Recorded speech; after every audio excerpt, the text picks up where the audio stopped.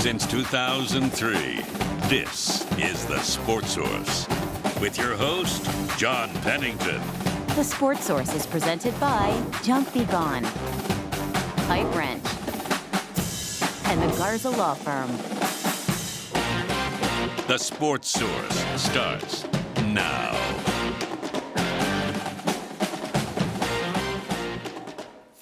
Good Sunday morning. Welcome into the Sports Source and here in the Junk Be Gone studios. Happy to have you with us.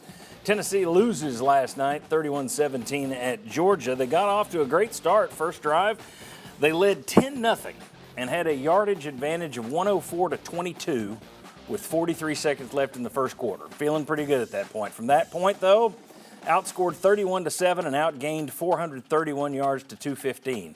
Yikes. We'll dissect that. We'll dive into Tennessee's playoff path. Is there one? How strong is it? How much are you relying on other people? What do you need to pull for? We'll also look at Josh Heupel on the road. We'll talk about Nico at this stage in his career. We'll talk about whether or not this staff knows how to spot and sign quality receivers. Shouldn't say quality, special receivers and special offensive linemen. As usual, we don't do funerals. Nobody's going to be on here crying. We'll have fun.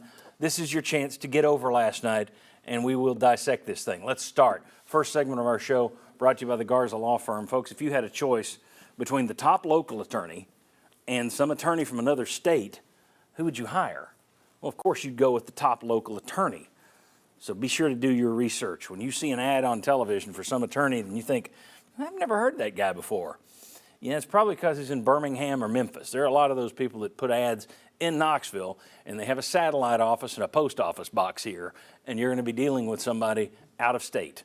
Marcos Garza and his team, in-state, with a long track record of success. GarzaLaw.com to learn more. We appreciate them for being a part of the Sports Source family. All right, 4 more members of the Sports Source family right over here, Jimmy Himes, and then VFL Mike Stoll. VFL Marlon Walls, VFL Will Overstreet. I appreciate all you guys being here. I went through the stats. Usually I just say, what are your top takeaways? I thought the top takeaway was so obvious, I'm getting mine out there first. Okay, here's my top takeaway. Carson Beck had all night to throw every time he dropped back, and he had receivers running wide open. Tennessee, with Nico, he didn't have receivers running wide open, and he sure as heck didn't have time to throw. And to me, that whole game was 2 things. They had receivers that you didn't, or at least they schemed their guys open and you didn't. And they had a pass rush and you didn't. That was it. We can talk about all the other things that played a role, but I go back to O-line versus D-line, and I go back to receivers versus DBs. They beat you on both, and I don't know how you win the game when the advantage was that clear and that strong in Georgia's favor. Top takeaway, Will Overstreet. What do you got? Well, the first half was like a great prize fight. I mean, it was a back and forth. There were things you were winning on. There were things you were losing on. Second half, it looked like a Netflix prize fight, right? A lot of buffering and stuttering. Not a lot of clear there. So, I just looked at it as 2 tales of 2 halves. I mean, obviously there were weaknesses in the first half. They were showing up. But really what you saw, Mike Bobo took what Kentucky and Mississippi State put on tape. A lot of motions, a lot of formations, a lot of different things, and saw how our linebackers and some of our safeties and people did not adjust well. And they ran that and got guys open and found ways to win that way. And that was a big part of this game. Who's next? You can go? I'll go ahead. Yeah, most definitely. Like you can see that they had a game plan. Georgia had a game plan. They were going to challenge us on the outside. They went at our best defensive back constantly. I think 2 plays in a row one time. And that made it super obvious that that was their game plan. My top takeaway is we got out-coached. And it seemed like we always get out-coached versus Georgia. Reason being, right, like we talked about, their receivers are running wide open. We saw none of that on our side. With a young quarterback, and again, I got to go back to Josh Heupel was an offensive mind. So when I hear that, I think I'm going to see different formations. I'm going to see different shifts. I'm going to see different alignments, things that make the defense kind of freak out a little bit and make Kirby Smart and them have to make adjustments, and I did not see that. I go back real quick. A couple years ago, we played against LSU at LSU, and they had the play where they had Jalen Hyde kind of squatting down in the backfield. He runs out on a wheel route, catches a touchdown. I'm expecting that kind of play calling, that kind of shuffling when we're playing against Georgia, who has a really good defensive back. You know, defensive side, they're going to be good, and we have an offensive-minded coach. I did not see that last night. I saw one time they did it with the Kitzelman dive play. That was it. And that was your first drive, and I didn't see much else. Now, maybe they weren't executing. Maybe if you execute differently, we were sitting there saying, oh, that worked, but I didn't see a lot of creativity, especially compared to Mike Bobo, an offensive coordinator who usually takes a beating. Yeah. And I thought he gave you the beating last night. Jimmy, Mike, so among my keys, get off to fast start for Tennessee. Dylan Sampson run for 100 yards and convert on third down, 55%. But there was something else that overwhelmed the whole thing, and that was the fact that Carson Beck went from zero to hero from Ole Miss to Tennessee, and Tennessee put no pressure on him the whole night. He got comfortable. And the other thing, and it goes back to coaching, their tight ends caught 11 passes for over 130 yards and 2 touchdowns. And I didn't see adjustments to take that away. Why not? So kind of, Marlon, to your point, I think a lot of it was coaching and getting out schemed, basically on both sides of the ball. I look at it this week, and I always thought, what offensive line is going to play better? Georgia's offensive line against Ole Miss was awful. Tennessee's offensive line over the last couple of weeks has played better. Yeah. But then you go and you see how they played, and Beck had all the time in the pocket. Nico was pressured. Now, he was pressured with linebackers and twists and stunts that we did not pick up interiorly. Our offensive tackles did okay. They held their own. There wasn't some guy getting beat on the inside. On the inside. Earlier this year. You know, I saw Spragan just standing there and flashes by him, and he did not pick up the blitzes. So that's coaching on understanding that, and it's also coaching in the fact that we thought we could rush 4 and get to them, and we didn't, and we never made any adjustments to try and put pressure on. So we lost up front, and that's what it boils down to, but we lost up front because our coaches didn't put ourselves in position to have the schemes and the twists and the different things that we could pick up or we could run at Georgia. Along those lines, I thought one of the biggest advantages for Tennessee going into that game was Tennessee's defensive line against Georgia's offensive line, which did not play well. Struggled all year. And it was the opposite. Tennessee's defensive line did not show up. They did not have a good game, and Georgia did a nice job against them. Pierce got a couple of offsides. Right. Hey, to that point, Jimmy, James Pierce Jr. is really good when we're moving him around. That's when he's made his best plays. He made a play last night where we kind of stunned him inside. He made a good play. Yeah. Why did we not do more of that? Like, for me, that's a lot of coaching. The players don't call that. I don't think this group have the authority to say, hey, we're going to run a twist on our Teague. Right. Like, that is coaching. And so I did not see that, and so that confused me. We're not getting there just going straight pass rush. I thought, I will say this. I'll give Pierce credit. I thought he had the best pass rush. He could have had 3 sacks. He just couldn't get back on the ground, which is the big problem. The part you didn't see is you normally have gotten a lot more pressure from the inside from Blott and those guys, and I thought they didn't have a good game at all. You've gotten a lot of pressure this year without getting sacks. Yeah. Do you say, good enough, you're getting a lot of pressure? Or do you say, you're not getting home?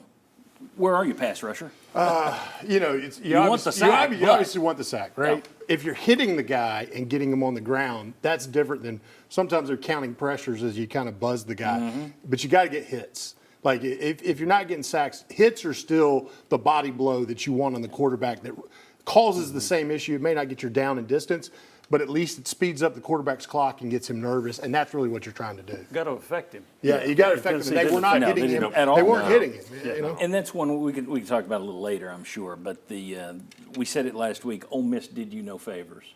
I mean, everything that they exposed, Georgia looked like, okay, we're not going to let that happen again. Yeah. And Delp, who went nuts last night, one of the tight ends, he didn't have a catch against Ole Miss. Yeah. Not a single catch. Now, might have been banged up this year, but he did play against Ole Miss. So if he was hurt last week, he sure got healthy in the last 5 or 6 days. Georgia last night, they mentioned this on the broadcast, 7 pass plays of 20 or more yards, you had 0. 0. And you keep going back, and I know we've talked about it. It's like it's 50-50. This offense needs the run game. This offense needs big plays. If you've only got one of those, no, it's not great. Here's what I would say, if you look at our offense this year, we have not wowed people. We have not gone in and threw for this amount of yards, right. and we're putting 40 points on the board. So that's the reason why, even more so for me, when I watched that game last night, it falls on coaching, because we should know at this point in the season what we can and cannot do offensively. And I would think from an offensive mind, I've got to do something to stress that defense out and make them have to say, hey, we have to adjust to this. And I don't understand why I did not see that yesterday. Now, I will say this, and you may disagree with me, which is perfectly fine. I do think the coaching was an issue last night. I thought you got thoroughly out-coached. I will also say, if you go back a week, Kirby Smart got thoroughly out-coached by Lane Kiffin. Sure. So for those who are hearing that and saying, yeah, our coaches suck, I don't know that I would go there. I think it's you sucked last night. had a bad night at the You office. may Yeah, disagree, you sure did. Bad but night. I think it's legit to rip them. I just know that people hear that and they go, oh, yeah, our staff sucks. It's like, No. I don't think they suck. I think they sucked last night. Yeah. Well, I think the other thing is like Jimmy's and Joe's eventually, right? Like what this offense is missing is, besides Dylan Sampson, who's your big play person, right? I don't care what the wide receivers came in with, how good they looked at spring practice or summer practice. Yeah. You don't have any playmakers, big playmakers at wide receiver. Period. End of sentence. Well, I thought of that about Georgia going into this game. Yeah. Who were their big play guys? Yeah. Oops. Tight They ends. got him open. Tight ends. Yeah, I mean, Thornton's a guy that averages a crap ton of yards per catch, but the problem is he doesn't get that many catches. It's not, 25 yards a catch, but 2 catches a game. How many drops? One You a can game. look like Tarzan and play like Jane. Yeah, but he's been better with the drops than some of those guys. I bet but you he that's had the one last scouting night. report of our wide receivers, to be honest with you, from I- other defenses. I They look agree. like Tarzan and they play like Yeah. Jane. I agree 100%. That just, hey, know that they're probably, I'll take a 50-50 ball if I'm on defense. And I'll because say- they're not going to, if it's 50-50, it's probably going to be more like 25-75. I'll say this too. I told Bob last night. The next time somebody goes nuts about some transfer in at wide receiver who's going to be all world, yeah, I don't care if it's Justin Jefferson transferring in from the Vikings. He's not going to be good here his first year. So Dante Thornton's a little better this year than he was last year, but he was a disappointment last year. Chris Brazzell, disappointment. It is what it is. So the next year when we're like, oh, did you see this great transfer we got? Yeah, I did. I'll believe it when I see it on the field. Okay. Bitterness today, but fun bitterness. All right. When we come back, the best player, worst decision, and biggest disappointment of the night. We got a lot more to cover. Come on back.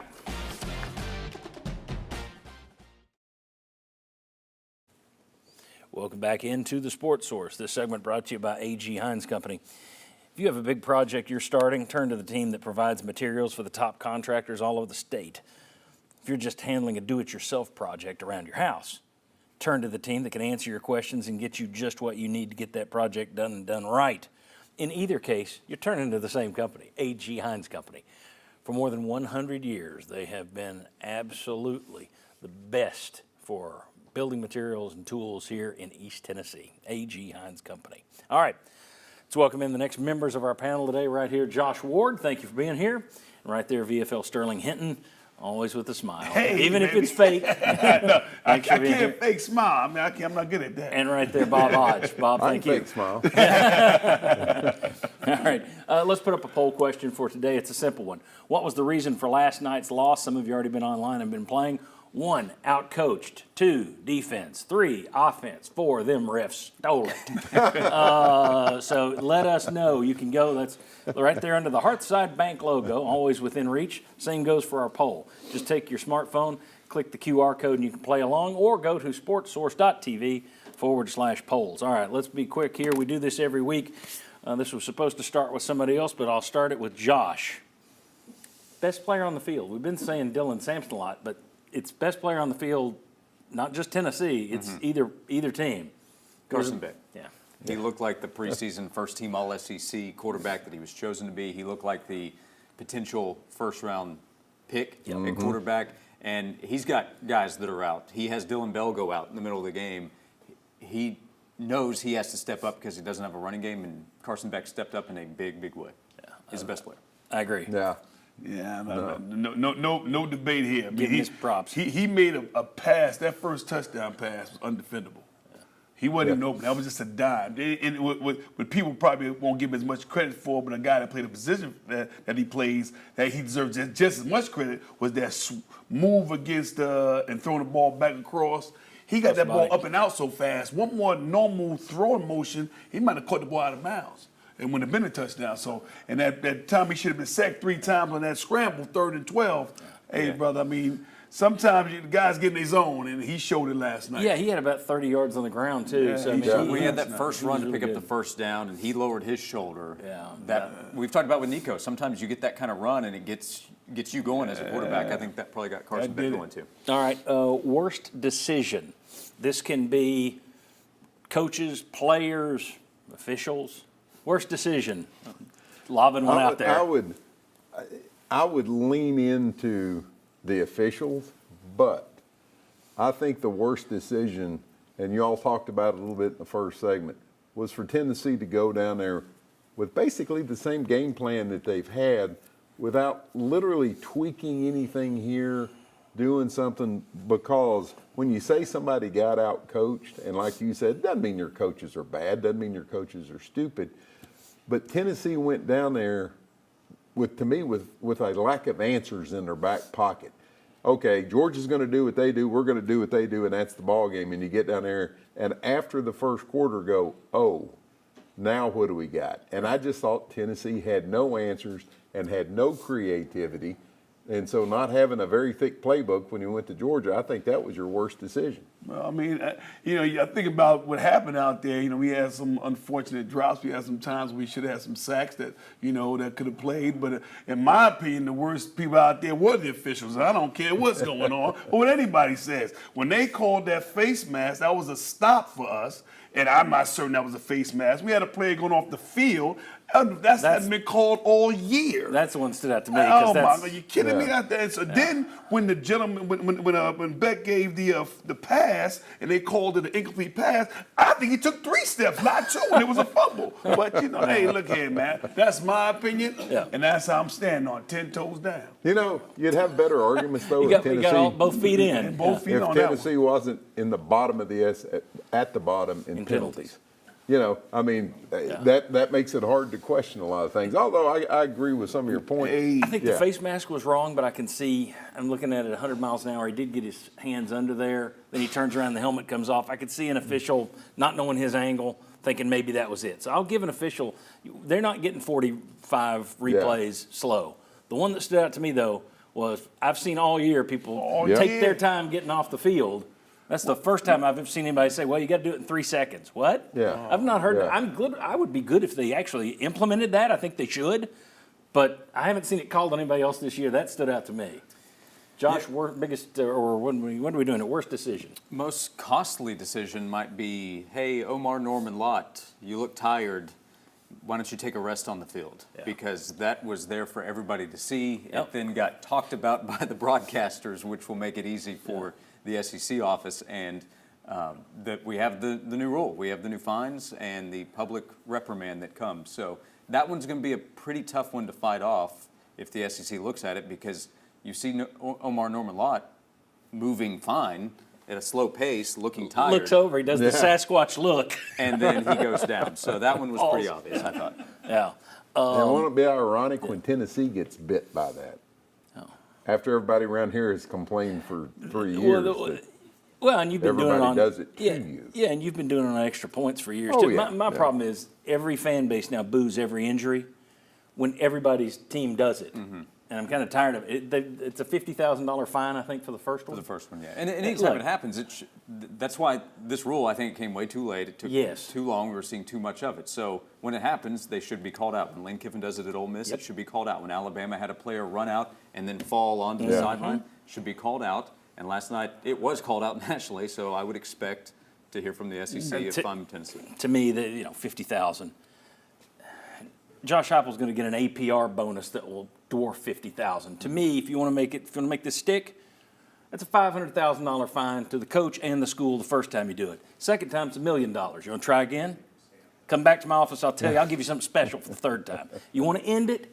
End it. $50,000 is a joke. To be clear, it's not the players. The players are doing what they're instructed. It's the coaches and the school. Mm-hmm. See, they're putting it on the coaches, which is fine. Hit the school too. That'll stop it. All right, last one. Biggest disappointment. I'll give you one, and it's one where when Daniel's here, Daniel always talks about penalties don't matter.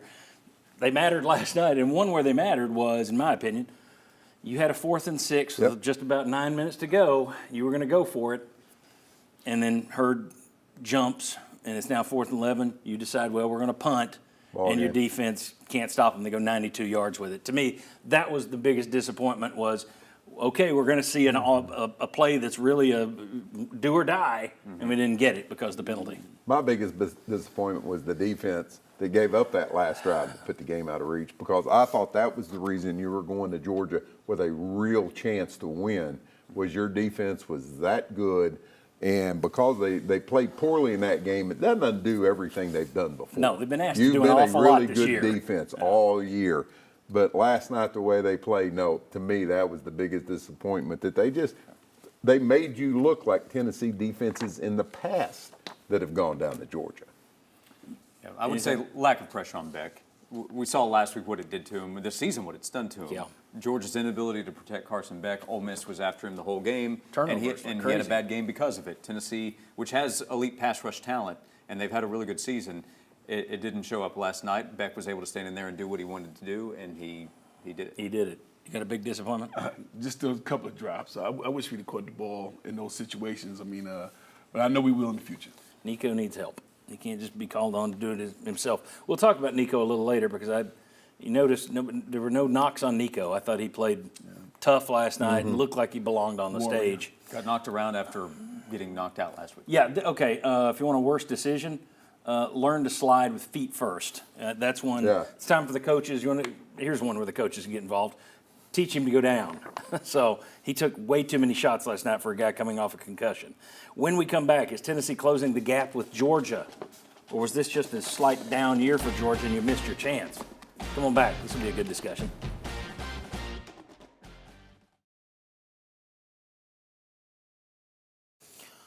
Welcome back into the Sports Source. This segment brought to you by the River Cove Campground. Uncle Jim's, to be specific. Uncle Jim's River Cove Campground. Fantastic campground right on the Little Pigeon River. I've run through the list before, but if you're looking for a great fall place to camp, this place has it for, RV camping, but also just dog park, fire pits, picnic tables, charcoal grills, golf carts, bathhouse, stocked camp store, coin laundry facility. I mean, it's almost like an apartment. It's fantastic. River Cove Campground, folks, plus it's just 10 minutes from every major attraction up there. River Cove Campground right on the Little Pigeon River. You see the website. Check it out today. Here's someone else you can check out today. We missed him last week. Hey. Charles Demetrius Cavaleras III is back with us. Chuck, thanks for being here. Back in town, baby. Chucky C. Vols hung with Georgia for longer than usual last night. On a night when Georgia's backs were against the wall. They rushed for 150 yards. They keep going up in rush yards under Heupel. That's the first time he's gotten over 150 versus Georgia, so you're getting a little closer.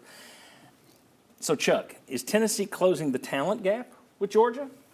Or was this a missed opportunity because Georgia probably just took a slight step back and they're going to be back to Georgia next year? What's your take? I think it was a missed opportunity. But I'll tell you what, Georgia's now beaten you, 8 straight times? And all of them been by double digits.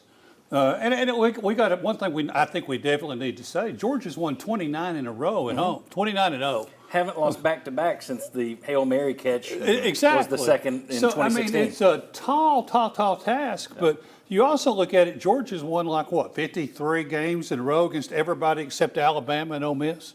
So it's the bar is set extremely high.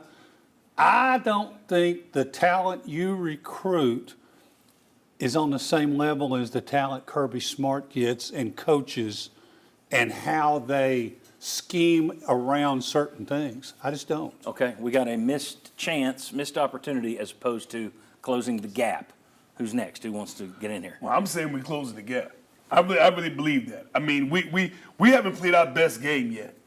And yesterday, although we hung with them. Better hurry, it's week 10. But it provided we're able to make the playoffs.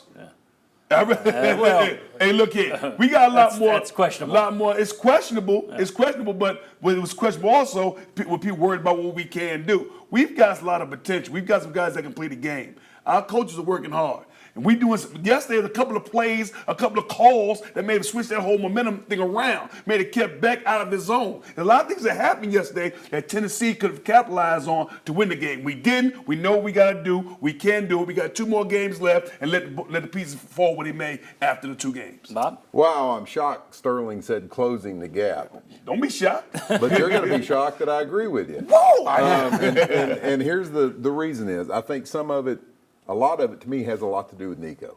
I think Nico, he's not a superstar yet. He's not where hopefully the finished product will be yet, but he keeps getting better, and he looks like he could be up there at the star level. Georgia doesn't have anybody that we've seen on their roster.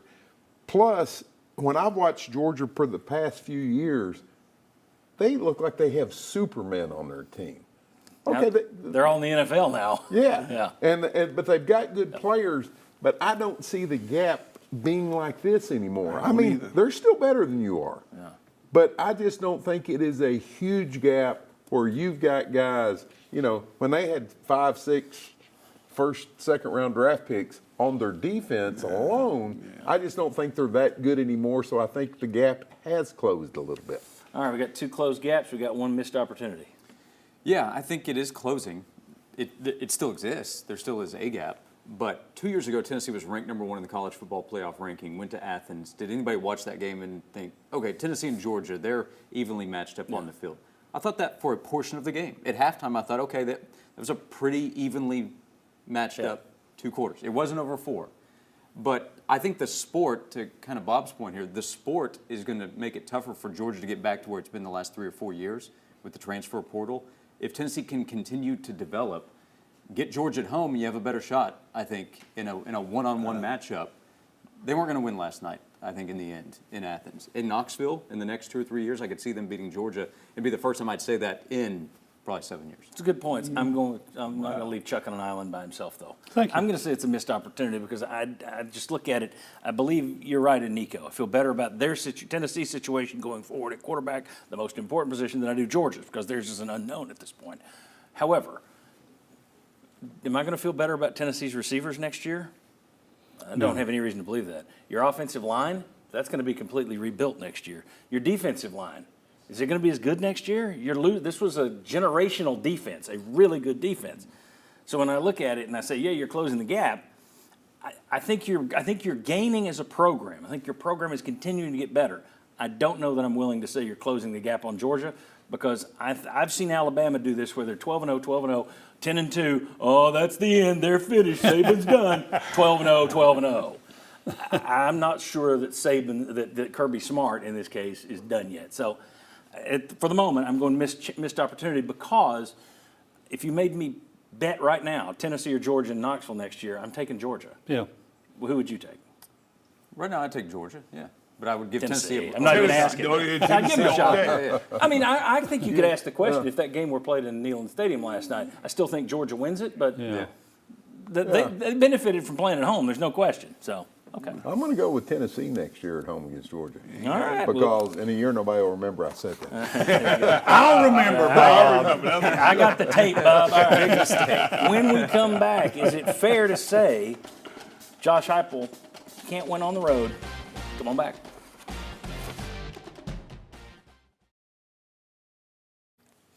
Welcome back into the Sports Source. This segment brought to you by Southeast Termite and Pest Control. Year-round, the best pest control in East Tennessee. And they are all over East Tennessee, I'll tell you that. I'm speaking from experience because I use them.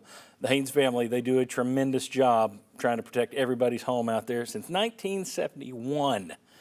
They're the ones to call to protect your home, your office, and not to mention crawl space encapsulation. They do it all. SoutheastTermite.com to learn more. All right, let's remind folks of the poll question. I want to see where it is at the moment. I'm going to walk over to my little special monitor. Yep, it looks like outcoached is now the leader in the clubhouse. Very few people saying the ref stole it. Actually, more people saying the ref stole it than blaming the offense. Okay, still, I'll give you credit when it's not leading. So, all right, keep playing, keep hitting the button for us. All right, let's take a look. Josh Heupel can't win on the road. There are his road games at Tennessee, true road games. I'm not counting bowls and neutral sites and all that stuff. That's the game and the point differential. In 2021, they lost. The Red, of course, lost by 24 and 28. Florida and Alabama beat Missouri and Kentucky. In 2022, won at Pittsburgh in overtime, beat LSU by 27 at Tiger Stadium at a day game. Lost Georgia by 14, South Carolina by 25, whipped Vanderbilt. 2023, last year, lost to Florida, Alabama, Missouri. This year, you've lost to Arkansas and Georgia. Josh Heupel is 7-9 overall on the road, Tennessee. 2-5 the last 2 years. My question: coaches always get hung with labels. You have to break it before you get it. Philip Fulmer can't beat Florida. Johnny Majors couldn't beat Alabama. Yeah, Bobby Bowden, Tom Osborne can't win the big one. Until you do it, you can't do it. That's what you have to deal with. Can't win the big one, can't win on the road, blah, blah, blah. Is it fair? Because people are saying it. Is it fair to say Josh Heupel can't win on the road? It's out there. Whoever wants to jump Totally fair. And if you look, when they lose on the road, they lose pretty solidly. I mean, double-digit losses, except for the Arkansas game, is the only one they didn't lose by double digits. So I don't think it's fair. It's just true. I mean, that's the way it is. You're looking at reality. Yeah. I mean, until you do it, and you mentioned Fulmer couldn't beat Florida. Johnny Majors, I remember when we were in that span of Alabama, you could tell it bugged him. You could tell. I mean, he came out, I think, our year that we should have easily won. He came out with little red caps for the scout team, and I'm like, what is this? You start putting focus on it, and it's true. And so what I see right now is that the case? It is until you do it. Okay. Well, the other thing is it's always a stinker in November, right? I mean, you have one of these games like a South Carolina and those Let's ones. deal with the one label at a time. I'm just saying. But it's on the road when those games happen, and you're getting outplayed. So yeah, I think it's part of it. I think it's the label. Is it fair to say Josh Heupel has a stinker in November? Yes, absolutely. A lot of us do. Jimmy. I'll be the dissenting vote. Because if you said can't win on the road is different than can't consistently win on the road. You won it at LSU the year LSU won the West Division. You scored 62 on Missouri. You beat Pitt at Pitt. You won at Oklahoma in a big game for him early in the season. Yeah, now, we didn't know Oklahoma wasn't going to be that good. Yeah. So if you phrase it can't win on the road, I'm going to disagree. If you say can't consistently win on the road, I'll go with that. Can't appreciably win on the okay. Night game. That's what. Yeah. But the LSU wasn't a night game. I would just say I will go the opposite and say I'm not going to go there yet because who is winning on the road in this conference? Right. That's the thing. It's one of those deals where we look at this coach because we cover this coach, but if you take the 1,000-mile view, well, Georgia beat Kentucky by 1 on the road. They got absolutely whipped in the first half and came back, but still lost on the road at Alabama. Got destroyed at Ole Miss. Yeah. So Kirby Smart can't win on the road. I mean, you could say that about a lot of teams. LSU lost to Florida. LSU lost to Florida yesterday. Yeah, I mean, Texas A&M was rolling, and they went to South Carolina and got crushed. Missouri got beat on the road. I mean, Alabama at Vanderbilt. Yeah. So I just think when you look around the league, and we'll show you these numbers coming up. If everybody's basically 8-2, all the good teams are basically 8-2. There's one that's 9-1. It's hard for me to say that it's Heupel can't do it because none of them are really doing it. But that still means Heupel can't do it. Oh, okay. Well, there you go. Consistently. Yeah. The big tough games, right? I mean, you can beat Kentucky on the road, and you go and you beat Missouri when they weren't that great, but still at the same time, you got to win the big one on the road. Baby. Well, that's just it. The big one is the one you lose. But I also think that a couple of them have been you've laid eggs. Last year down at Florida, you were a better football team. You went to Florida and lost. That's true. When you lost to South Carolina, you were a better football team and went to South Carolina and lost. Now, as me and you talked last night, South Carolina won the big game in 22 until you lost. Yeah, when you lost. Then it became a big game. But still, I think this team plays appreciably worse on the road. I agree with that. But, again, I can't say you can't win on the road. Yeah. You were 7-9. Probably won't win on the road. Consistently. Might not win on the road. Can't consistently win on the road. Look, we talked about earlier this year. I've had Ollie Lane on the Saturday show talk about the fact that there is something to it.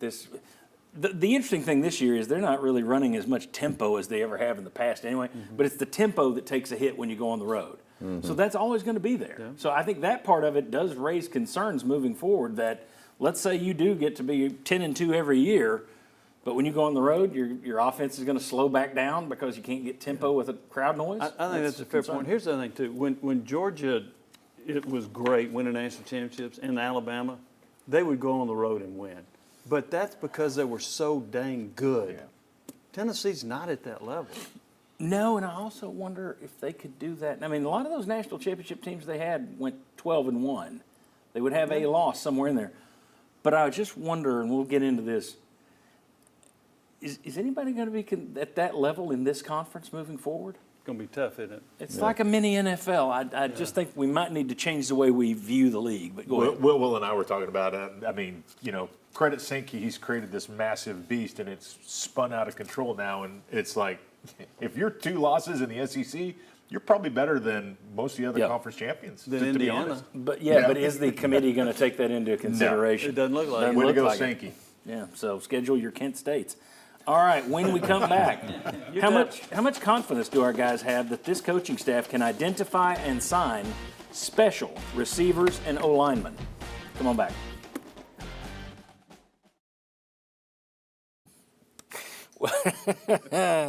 Welcome back to the Sports Source. This segment brought to you by Madisonville Marine. Since 1976, there's been no better place to buy a boat in all of East Tennessee. And for that matter, from Georgia to North Carolina, all the way to Nashville. They do a great job at Madisonville Marine. They've got a selection of boats that's just unmatched. G3, Sweetwater Aqua Patio, Godfrey Aqua Patio, Sweetwater, Crevalle, on and on and on. Madmarine.com to learn more. All right, last night and on the season, I think we've seen the receiving core was wildly overrated. Part of that's on the media because so many of us in the media just repeated what the coaches have said. Oh, this is our best receiving room we've ever had. Well, no, it isn't. There's not a Hyatt on there. There's not a Tillman out there, much less both in one receiving room. So this receiving room is nowhere even close to that. And then we've also seen, and we worried about this to start the season, this offensive line is average. It's average at best. And you called it early on as former offensive lineman. We all laughed that, he's just mean to the offensive line. Nope, you saw it. Here's my question, though. Heupel inherited Jalen Hyatt, inherited Cedric Tillman, inherited Darnell Wright, inherited Cooper Mays. Can anyone name a special receiver or offensive lineman that this staff has signed? I think you got your answer. All right, so the question is, where's your confidence level in them being able to identify and sign top flight? It's been 4 years. Just identify and sign top flight receivers and no linemen. You know what I would say? I think a guy that I lean towards is like Mike Matthews. I kind of want to see what his progression looks like next. And I know that I'd like to see him too. It'd be something. But the guy's got the length, he's got the speed, he's got the ability. I've seen that guy in practice. I'm hoping and praying that he's one of those guys next year that takes off. He just can't get on the field this year. Yeah. I mean, that's the problem. I mean, right? He played 27 snaps against Mississippi State or against Kentucky. One of the 2 last games he played like 20-something snaps and had 1 target, which if he's out there and he's getting open, wouldn't he get more than 1 target? I don't know. I mean, you got to develop trust with your quarterback. I mean, I think overall, I have more confidence in a receiver because of one reason. It's usually easier to get a tape of a wide receiver and go, how fast does he run? I see him catch.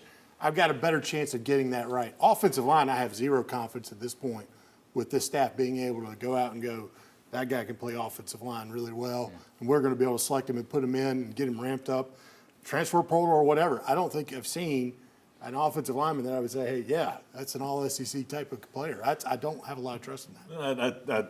Go back to the beginning of the season. Now, I have seen the offensive line improve a little bit, especially your tackles. They've gotten better, but they've gotten better because they've changed the way that they set, right? You've rolled the pocket more, too. That's you're helped moving as the well. pocket a little bit, but I think the way that you're setting is they're almost like a run-pass set, which slows that initial rush down, which you can't do that. You really can't do that long-term. So if I look at what the offensive line development has done, it's not there. And so you think about, okay, Cooper Mays is really, really good. Who's behind him?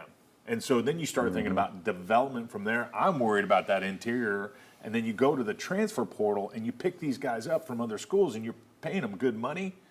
and they're not being developed. So I as an offensive lineman, I worry because we talked to some of my other teammates. You see what, like, those guys were never got on the field when we were playing. And I hate to say that, just like, oh, I'm so good. But they wouldn't, just because of the way that they move and they sit and the things they do. You're like, man, you would get abused in a meeting room if you played that way.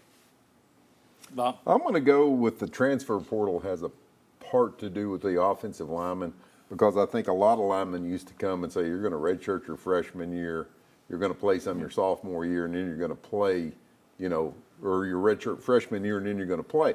Nobody wants to sit and be developed anymore. I mean, look at the center over at Arkansas. He was a kid that couldn't get on the field here at Tennessee. Look at Lance Hurd. He didn't want to sit at LSU. Yes. And so I think that might be hurting your offensive line development a little bit, but it's the wide receiver thing that bothers me even more, that you haven't even lucked in to a wide receiver that you go, holy cow, he was a 3-star, but look at him. Whereas you look at other positions, and you have recruited really well. I mean, look at That's what I was about to say. Boo Carter. I think he's got a chance to be who knows what as his career goes on here at Tennessee, but you haven't identified anybody like that other than quarterbacks and running backs. You had a bad night last night, but this secondary has been far better than I anticipated this year. So you could make a case they found people at every other position. Quarterbacks, they're lining those guys up left and right. Running backs, they keep getting good ones in there. But receiver and offensive line, I don't know. One of the things I will say is when Darnell Wright first came on the scene, I'd probably even say second year, I've sat in a meeting room and watched that guy get abused because of his play. It was not up to par.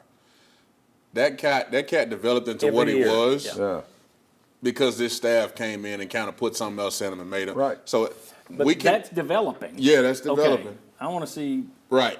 Can we go get one? Because next year you're going to have to hit the portal to rebuild your offensive line for next year probably. Yeah. I don't have any faith that they can spot, based off what I've seen them get out of the portal so far. Is Carrick, is he going to be in the NFL? John Campbell going to be heading to the NFL? Lance Hurd's, he's young, so he may develop. Gerald Mincey, was he a great get? They then said, no, you can go to Kentucky, go. Listen, I just don't know. Whoever's looking at the video of offensive line and saying that's the guy we got to go get, I think you need to hide the video from them because they used to have they used to do that. A couple coaches at Tennessee back in the day, they would not let them watch certain players because they'd get excited about a player and would offer them a scholarship. So they would wait until everybody else had judged it and then give that guy a go, which one do you want to choose from? So there are guys that don't know how to pick talent. And so I think what you have to do is say, hey, that guy's not the guy to do that. We need to get somebody else to do the first level. Here we go. Let's get it. Name names. Name names. All right. Very good. When we come back, I'll never turn that light off. All right. When we come back, let's talk about the playoff path for Tennessee. Is there one, and what is it if there is one? Come on back.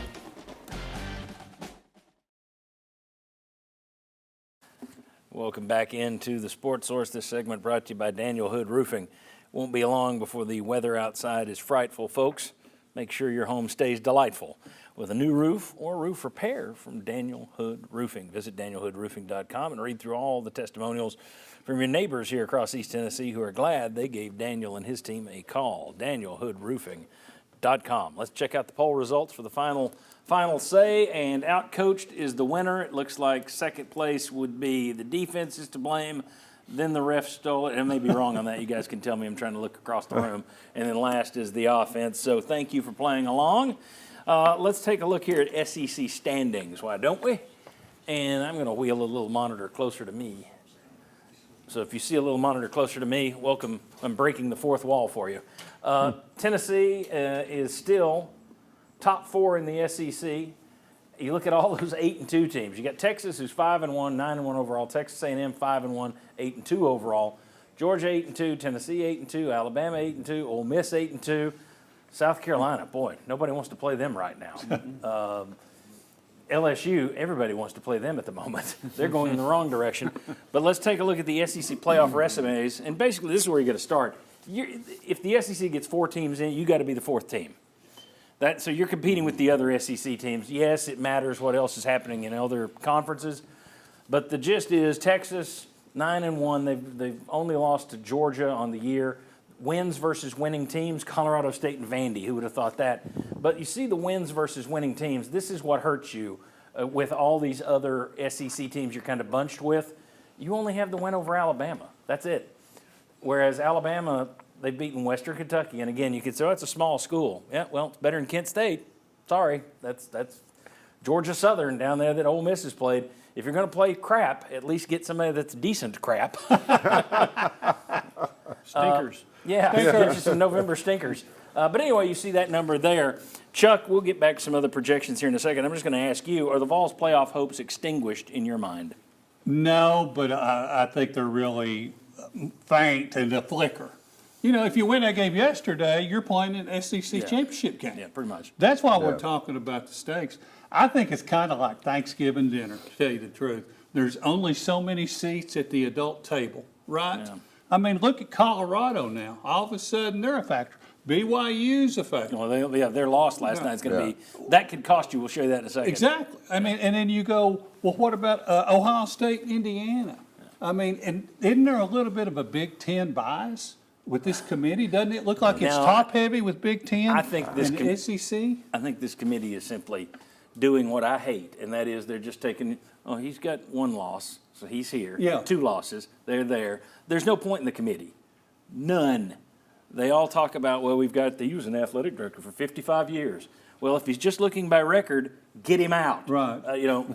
Strength of schedule matter? If not, then just go to a computer. We don't need this committee, in my view. But they're just looking at record, and the Big Ten teams are in a much easier league, and they've all got no losses. Yeah. Bob, are their hopes extinguished? No, but you've got to have help from elsewhere. I think if you go 10-2 and you don't get the help, you're probably out, which is totally different than I said probably 5 or 6 weeks ago when me and you were talking about it, Chuck. Exactly. So, but you've got to have help, somebody in front of you and other people in the playoff, they've got to lose. Let me show you a projection and get a response from these two over here. Let's go up and look at Heather Dinich projects the rankings this week. This is what they'll look like, and if this is the way it ends, I'll explain it. She's got Oregon number 1, Ohio State number 2. Well, you can read for yourself, but 8th Alabama, 9th Ole Miss, 10th Georgia, 11th, she still has Tennessee 11, all right?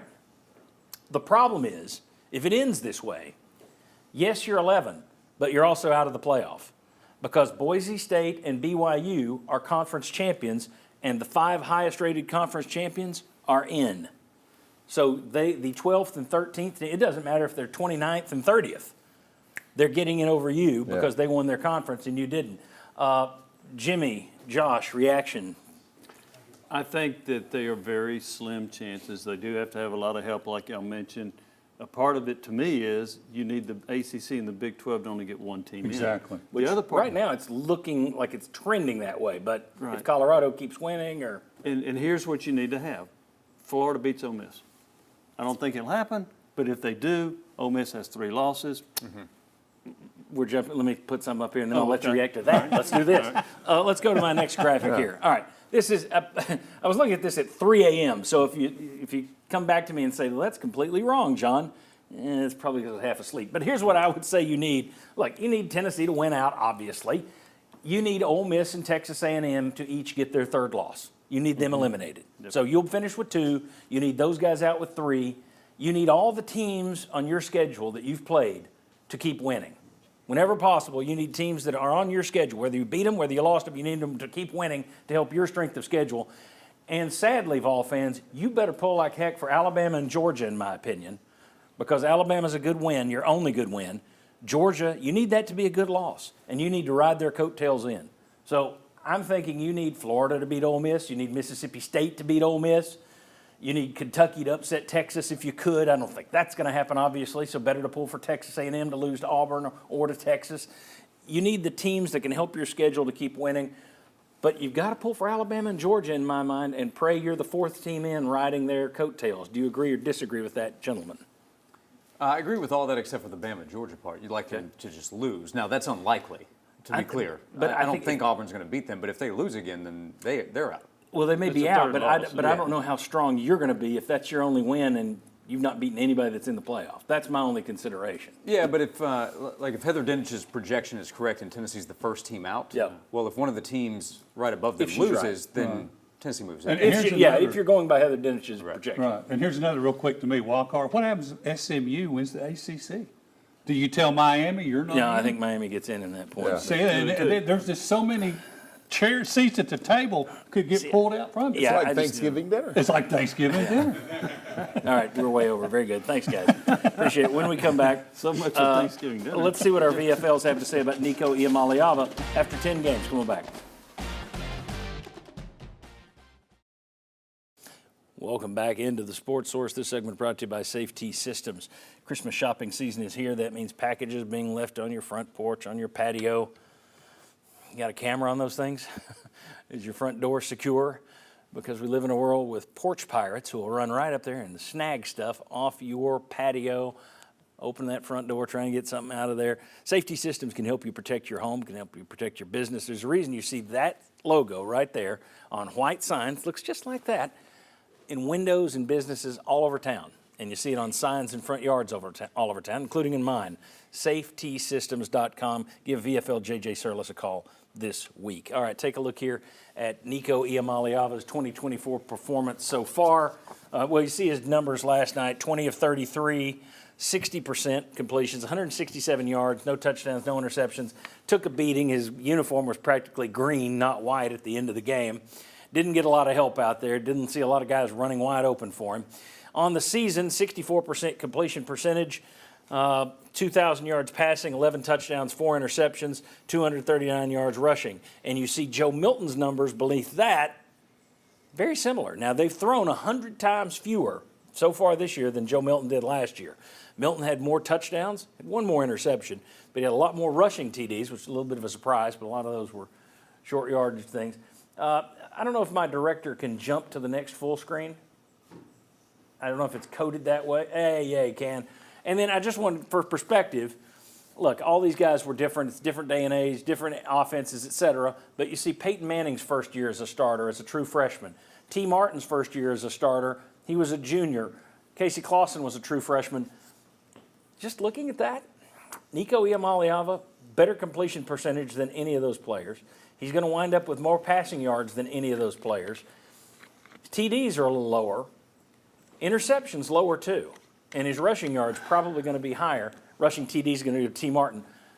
Those are the numbers. I want to know, though, whether it's last night or the season ahead, I want to know what Marlon, Sterling, and Will think about Nico Iamaleava so far and going forward. Where's your confidence level? Gentlemen, Will, I start with you. I guess confidence level, it went up a lot last night. I think that the Georgia game, seeing how he handled himself, seeing composure, he still has those sharp throws, throws in tight windows. I saw a lot of things last night that, I took away from that game. I said, hey, this guy can do it. I continue to see progression. He's gotten better since he took that hit a couple weeks back, and they've gotten him in the game. And I've just seen a lot of improvement over the year as he's gotten better. So I do see some confidence-building things that lead you to say, okay, he can take that next step the following years. Sterling, I guess the question would be for you. Not only I know what you're going to say, but what do you like the most about what he's gotten better about? It's amazing everybody can read my mind. I'm just saying, what's going on. But coming from just looking at him at the position of quarterback, first of all, what he has the team believing in him. Yep. That's important as a quarterback. He has the team believing in him. He came back out of concussion protocol last week, and I think played a good game yesterday, and also showed a level of toughness to keep his team believing in him. I think his natural skill ability, the sky's the limit. The guy can throw the ball. He's quick to release. The footwork is incredible. When he starts getting some plays made from more of his playmakers, his numbers might just go through the roof. So I'm excited about his potential. I love what's going on. I love the offense he's in. It's going to be a big thing for Nico in the next couple of years around Tennessee. I'm going to take it from a defensive standpoint, right? Us sitting on the sideline watching the jumbo screen, seeing, okay, all right, what is my quarterback doing? I thought yesterday he played really well. He came out tough, came off the concussion protocol. We all know when that happens, a quarterback can get kind of shy a little bit. I saw that guy kind of sticking his face out there. He's running a little bit more. What I would say is the reason why I think his numbers are not crazy right now is he's got to have more help. I think he's got to believe in that offensive line in front of him. They've got to do a better job protecting him, as we saw and talked about on this screen. We saw some blitz packages that we could not pick up. We were off on. And then also the receivers got to catch the ball. Yeah. So I would say his trajectory is really, really good. I'm excited about him moving forward. I think we got to help him, though, scheme-wise and guys catching the ball that he's throwing to him. It was also interesting in those numbers that John Pete put up. Each one of those other quarterbacks had first-round receivers to throw to. Yeah. And really good offensive line. That's right. Exactly. So, John, I think the short answer is good confidence in Nico, but the package around him, what we talked about earlier in the show, offensive line and wide receivers is still the place that we've got to get improvement and grow with him. Good job. Appreciate you guys. When we come back, let's preview UTEP. Yes, I've been waiting for this for months. Will they or won't they? We'll play it with the Miners next. Come on back. Welcome back into the Sports Source. This segment brought to you by Games and Things. Folks, you have through tomorrow to take advantage of their 44th anniversary sale. Everything on the store is on sale, and some of that stuff's up to 50% off. Poker tables, dart boards, big, small, shuffleboard tables. If you just need new pool cues, big, small, whatever. If you're shopping for Christmas, head to Games and Things. But you got to do it through tomorrow now if you want to take advantage of their spectacular 44th anniversary sale on the corner of Kingston Pike and Lovell Road. Games and Things. Okay, time for Will They or Won't They, UTEP edition. UTEP is no Kent State. Congratulations to them. The Golden Flashes are 0-10. UTEP is 2-8. They're scorching hot. UT shut out Kent State 71-0. Will UTEP score a touchdown on the Vols? We ask our VFLs. Will UTEP score a touchdown? No, no. We got a couple of yeses. Okay, yes men. Why do you think the Miners do what the Flashes didn't? It's going to get ugly quick. And so we'll get our third, fourth, fifth string in there, and they'll get one at the end or something like that. We'll let them walk in at one time. Mike, you agree? I think there'll be a little bit of a hangover from last week and maybe a little bit sluggish, maybe not fully on where they need to be, and they might get a touchdown in there. Chuck, they're going to get a touchdown. Nah, don't answer. You're going to have to set the line in a minute. We won't put you in a bad spot. All right, the Miners have not given up more than 6.9 yards per play in any game this year. That's impressive. They haven't given up more than 7 yards per play in any game. The Vols averaged 9 yards per play versus Kent State. Will the Vols average more than 8 yards per play versus UTEP? Bunch of yeses. Okay. Josh, you agree? Yes. 8 yards of play against UTEP? Okay. This is fun. Love these games. Tennessee only has 14 pass plays of 30 yards or longer on the season. Only 14 on the whole year. Will the Vols connect on 3 such pass plays versus UTEP? They're all in on whooping the Miners. Jimmy, will they get 3 30-yard passes against UTEP? Yes, and it'll be because UTEP's defense is a stinker. Last one. Dylan Sampson has 220 carries on the year for 1,230 yards. He's within 234 yards of the single-season rushing record set by Travis Stevens in Will Overstreet's senior year back in the 1800s. Last century. Which doesn't mean much because that puts me in the 1700s. There's a record, but there's also rest to think about. He's got all those carries. He's averaging 22 carries a game, and more recently than that, he's averaging like 25, 26. He got 12 carries, Sampson did, against Chattanooga. He got 13 versus Kent State. Will Sampson get 13 carries versus UTEP? All right, Will Overstreet, you think they give him a rest? I hope so. I mean, it's about time. I mean, Lord, give him a rest. Yes, let's get somebody else going. They're running out of games to give him a rest. Chuck, does he get 13 carries? I would say yes. I mean, but that'll probably be in the first quarter. You know. They run the heck out of him. He has been even last night in a loss, 100 yards for Dylan Sampson, another touchdown, set another record for touchdowns. He's had just one of the great seasons in UT football history. Yep. And we really haven't mentioned him today because of the loss, but kudos to him. He showed up as usual. All right, when we come back, didn't you enjoy that UTEP preview? Good stuff. When we come back, Chuck has sent in the Cavaliers. It's not sent in the Cavaliers line. He's here. I didn't change that from last week.